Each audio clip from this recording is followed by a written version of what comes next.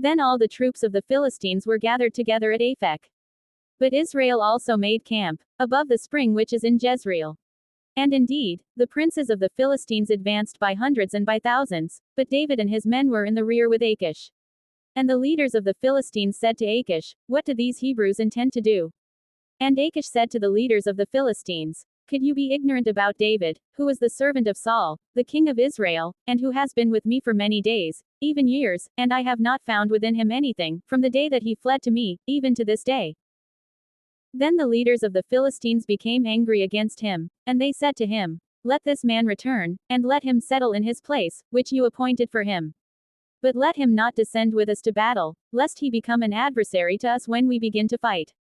For in what other way will he be able to please his Lord, except with our heads?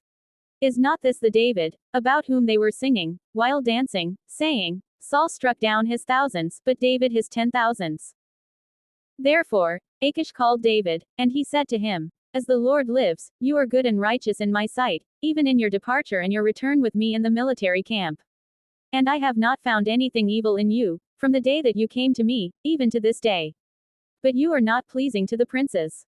Therefore, return, and go in peace, so that you do not offend the eyes of the princes of the Philistines." And David said to Achish, "But what have I done, or what have you found in me, your servant, from the day that I was in your sight to this day, so that I may not go out and fight against the enemies of my lord, the king?"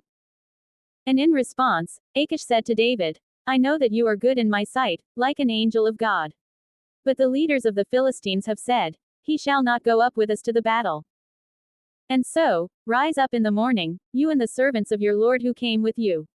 And when you have risen up in the night, as it begins to be light, go forth."